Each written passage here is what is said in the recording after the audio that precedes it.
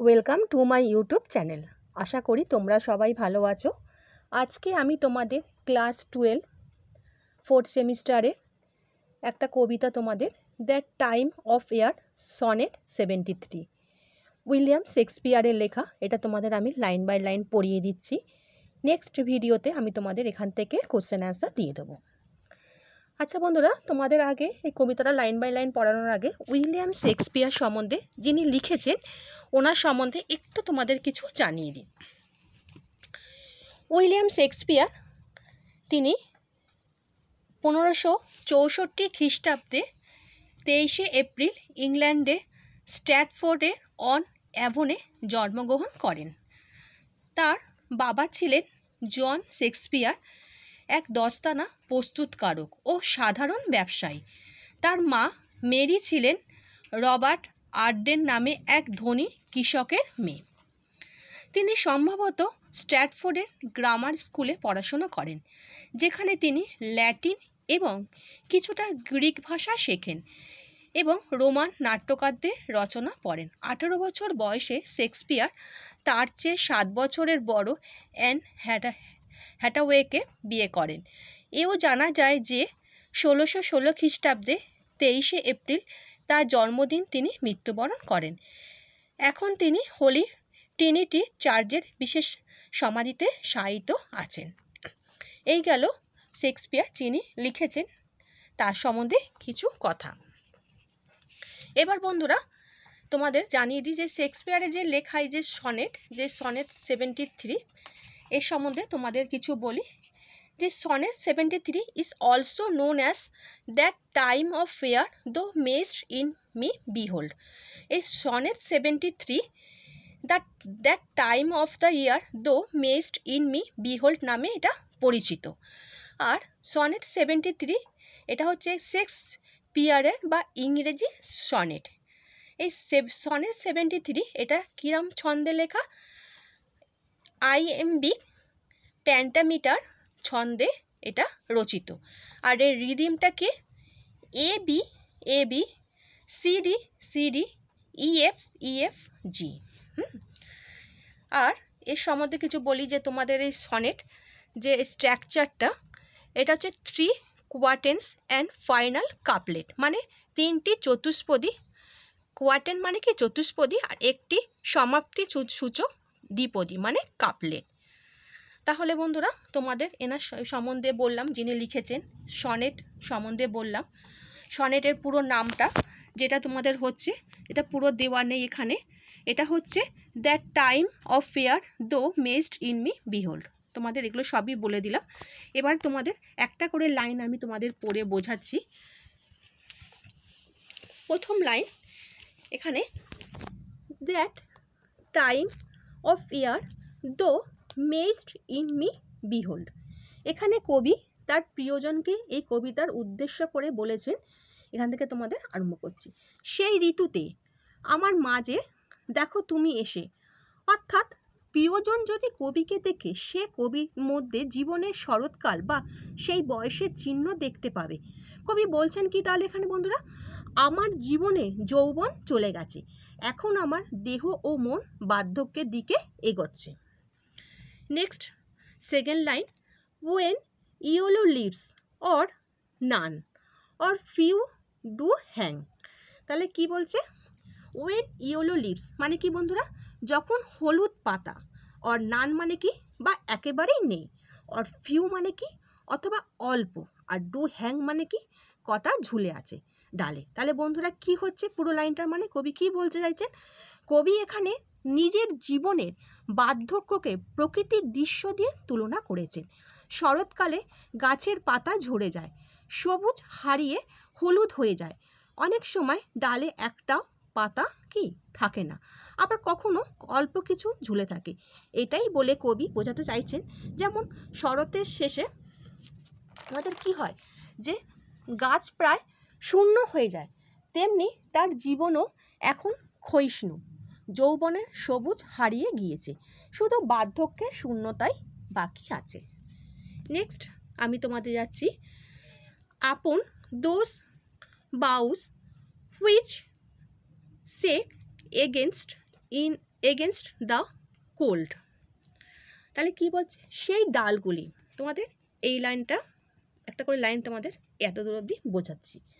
সেই ডালগুলির ওপর যেগুলো শীতের বিরুদ্ধে কাঁপছে, কবির জীবনের এই অবস্থা তিনি যেন পাতাহীন ডালের মতো, যা শীতল বাতাসে কেঁপে ওঠে। অর্থাৎ তিনি এখন কি দুর্বল, নিঃসঙ্গ এবং মৃত্যুর প্রহরে দাঁড়িয়ে আছেন। নেক্সট লাইনে যাচ্ছি। Bare ruined choirs where let the sweet bird sang। তাহলে কি বলছেন এখানে,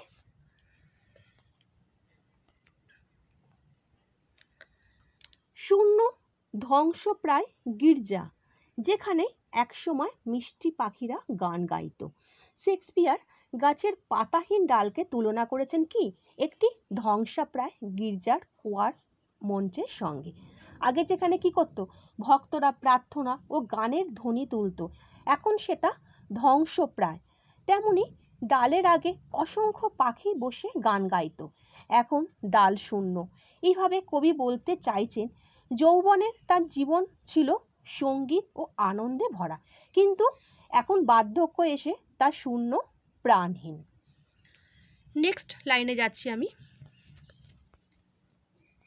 এই লাইনটা, ইন মি দো cyst the twilight of such day. তাহলে কি বলছে, আমার মধ্যে তুমি এমন একদিনের গোধূলি দেখতে পাও। অর্থাৎ কি বলছেন, আমার জীবন এখন দিনের গোধূলির মতো, যেখানে আলো ফুরিয়ে আসছে আর অন্ধকার মানে মৃত্যু কাছে চলে আসছে।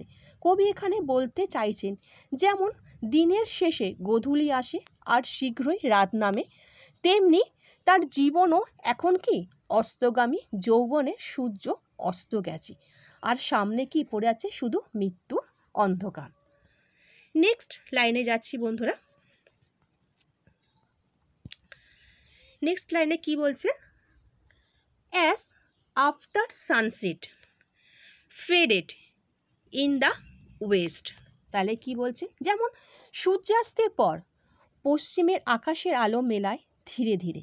কবিও তার জীবনের শেষ প্রহর বলছে সূর্যাস্তের কথাটি ব্যবহার করেছেন। কবির বার্ধক্য এখন অস্তগামী দিনের মতো, যেখানে আলো ক্রমশ নিভে আসছে আর মৃত্যুর অন্ধকার কাছে আসছে। Next line, which by and by black night doth take away. তাহলে কি বলছে, যা অল্প সময়ের মধ্যেই কালো রাত কেড়ে নেয়। কবি বলতে চাইছেন যেমন রাত দিনের শেষে আলো কেড়ে নেয়, তেমনি মৃত্যু মানুষের জীবনে শেষ শক্তি, শেষ আলো মুছে দেয়। তার জীবনে, তার নিজের জীবনও এখন সেই অবস্থায় কি পৌঁছে গেছে, যেখানে বার্ধক্যের গোধূলি আলো ধীরে ধীরে কি হচ্ছে বন্ধুরা, নিভে যাচ্ছে আর মৃত্যু ক্রমশ কাছে এসে সব কিছু তার কেড়ে নিচ্ছে। নেক্সট লাইনে যাচ্ছি, death's second self that seals up all the rest. তাহলে কি বলছেন, এখানে যে মৃত্যুর দ্বিতীয় প্রতিরূপ, যা সব কিছুকে বিশ্রামে সিলমোহর করে। এখানে কবি রাত্রিকে কি তুলনা করেছেন মৃত্যুর প্রতিরূপ, ডেথস সেকেন্ড সেলফের সঙ্গে। যেমন রাত ঘুমের মাধ্যমে মানুষকে কি বিশ্রামে নিয়ে যায়, তেমনি মৃত্যু কি করে, চিরন্তন বিশ্রাম দেয়, সমস্ত আলোর শক্তিকে ও কর্মকেও সিলমোহর করে ফেলে। নেক্সট লাইনে যাচ্ছি,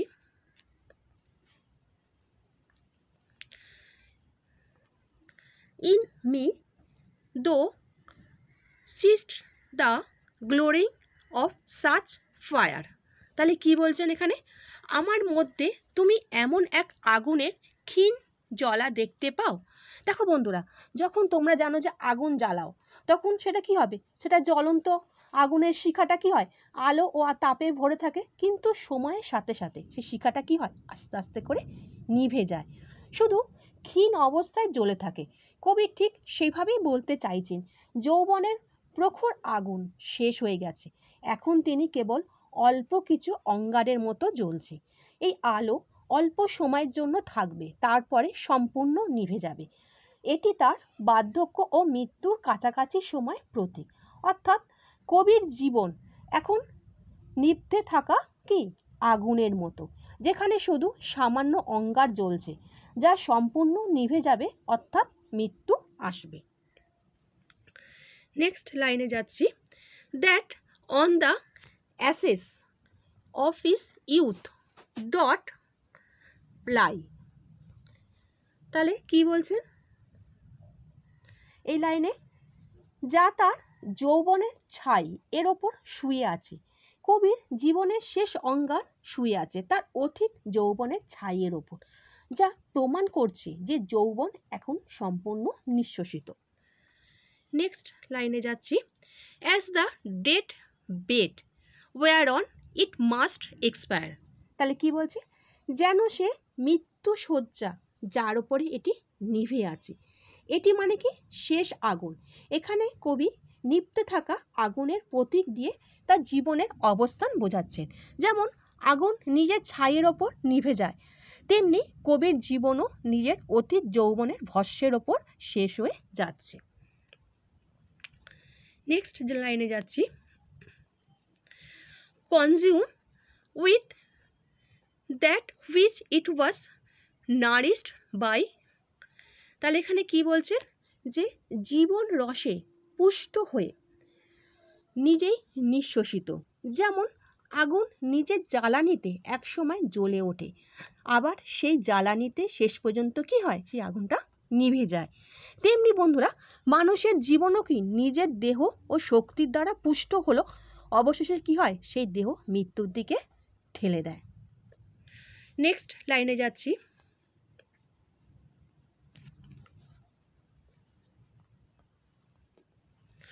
this thou perceivest which makes the love more strong.